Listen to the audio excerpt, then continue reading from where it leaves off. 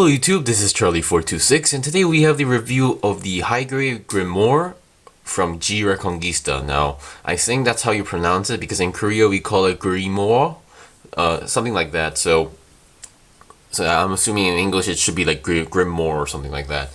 So anyway, I finished building this kit and I really enjoyed building this kit. I mean, the design itself is not your usual typical, design from a Gundam universe.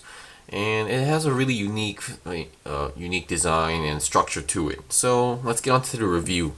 Now, what you get, of course, is the Grimoire itself. You get three kinds of hands. I'm already using two. One is the open hand for only one side, left one, and you get the multi-purpose hand for weapons or anything else for the right side, and another one for the left side. And you get a combat knife as well. I attached this to show you guys later. You get a shield and a shield connector. Now the way how this works, I will mention it in the review or accessory part. And you get another set of these. I forgot what they were called. I think they call it the beam wire. Yeah, I usually leave it on straight because my last attempt with the Montero's version did not turn out very well. Okay, so let's see what you get from the kit. Now let's get on to the actual review. First of all, stickers. I sort of accidentally got rid of the sticker sheet, but I will mention what part is a sticker. So first of all, we will start with the head. For the head, you only use two stickers. One is the obvious neck part, which I'm not sure because a lot of people are still confused whether which is the actual eye. Is this like a mono eye or a visor or a triple mono eye, or is it like a mixture? Because I assume this neck part is also like a visor, and these three small mono eyes are also these three cameras are like mono eyes. So it's pretty confusing, but I do like the concept if the neck part is a visor, that you have a visor and mono eye together. It's an interesting concept. So this neck part is a sticker, and the inside here is a clear pink plastic. But on the inside you also put another metallic pink or reddish sticker inside, so it does give out a good glow effect. And this one has some details where there's a Vulcan here, only one. The head. Now, the head for mine, it feels kind of loose, but shake it, it won't fall off. It only has that loose feeling, but it's not actually loose. Now, it's on a typical neck polycap ball joint, so there's nothing too special about it. But despite the design, you think it can go 360, but no, because of the neck structure. And there's no up and down. Well, there's a little bit down, but not much up. There's not much difference. So yeah, it's a pretty once again really unique design. It's hard to believe that this came out from an actual Gundam series. Okay, we will go to the other part. We will start with the arms. The arms does not use any stickers. Also, the way how this connected is that the shoulder or the arm is connected to a ball joint, a polycap ball joint to the body, and the shoulder or arm itself can go a little bit forward like that, and yeah, there's no back. Also, the bend is not a double joint, so yeah, only 90 degrees. The hands are connected to your usual ball joints, and 360. As far it looks like it's possible, but no. If you want to, you need to force it, and I do not want to risk anything to break, because the problem is these wing-looking things on the neck, I think, are kind of hindering the movements of the arm. So that's kind of a interesting design as well. It is kind of bothering the movement, and as much I wish I could do, but it doesn't work. I assume these are like for aerodynamics if you find out the technical aspects, but the arm can move a little bit outside like that. Nothing, so it's not that bad. Now for the body uses the similar structure as a Montero, but I think this is more bigger, and it has pretty good movement. So basically there's ball joints on the top and the bottom, so they will move individually. So if you twist the body, this part doesn't move, but the upper part moves as well, and it can go 360, no problem at all. And whoops, my bad. Now, once again, the head does feel loose, but it's not as bad as you think. And you know, a head with this design, I don't think you need to be worried that much. The middle section can also twist 360, also possible as well. But you know, if you want to match up the lines or you know the design symmetrically, yeah, just be careful a little bit. I would like to see also if there's articulation. Yes, you can bend it forward or backward as well. So it has some articulation on the upper body as well. The backpack, there's nothing too special on the backpack. It's just two pieces snapped together. When this antenna is also a separate piece but same color. Yeah, I would like to mention that this really has, instead of a militaristic design, I wouldn't say militaristic, but this has some sort of like a mercenary concept. Now, mercenaries are people who are like paid to fight, not like a duty to serve or something like that. But yeah, it really does have a mercenary feeling into it as well. Okay, we've seen the body. Let's go to the waist. Now the waist. Now here is where it gets interesting.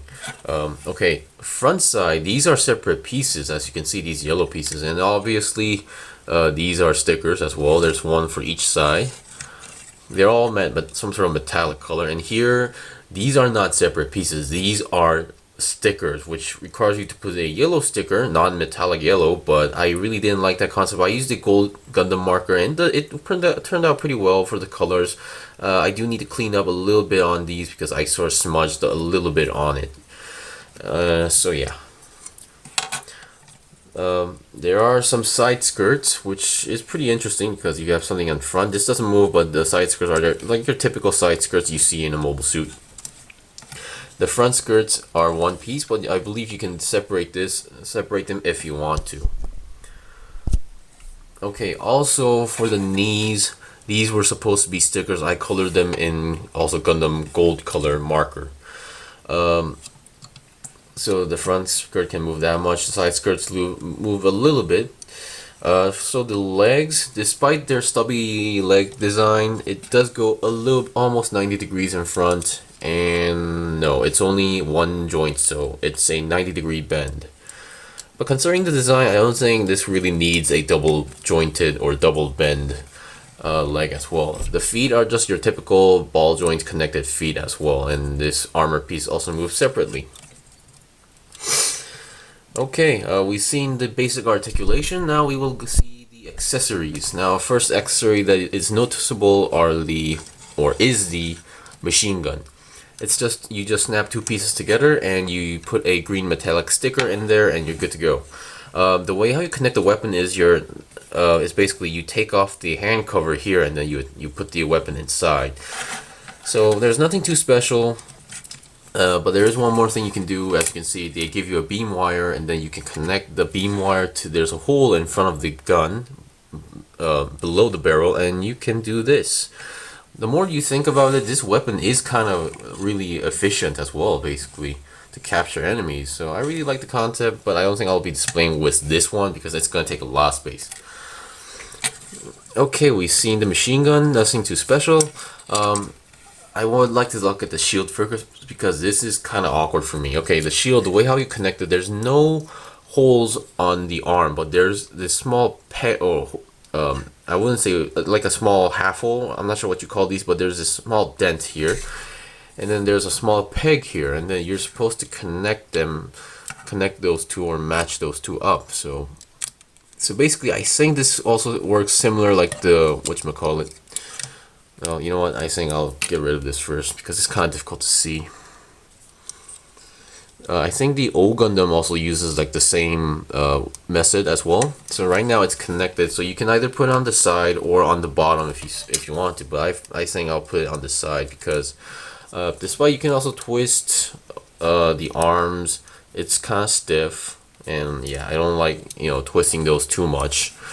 But yeah, here's the connection. It does have a loose feeling, but it's not exactly loose. Similar to the head, it's loose, but it's not loose, but it feels loose. When you shake it, it won't fall off.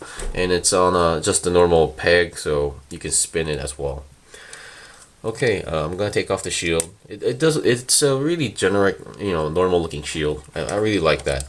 Somehow the grunt suits or mass production types are like my safe zone. I'm really comfortable when reviewing them. Lastly, we have a combat knife, which is pretty typical. It only comes in white, but I do see some people coloring these in like metallic silver or something. I might do that as well. It's only a close combat range weapon. I don't think I can't really remember if this was actually used in the anime properly. Because yeah, I highly doubt this is a really effective weapon in a way. But yeah, I mean, it's a really cool concept when you think about it, because there's not much mobile suits that actually has these kind of combat knives as well. Another thing that's interesting about this knife is that, oops, sorry about that. Also, this doesn't have any balance issues. That was just my mistake. Anyway, really like the design, really like the concept, and really like the compactness as well. Now, I think I will do this and then put the hand back on.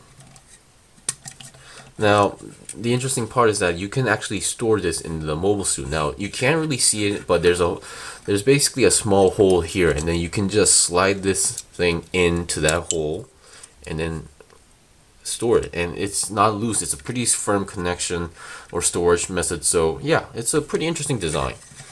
Anyway, yeah, that's it for the review of the HG Grimoire.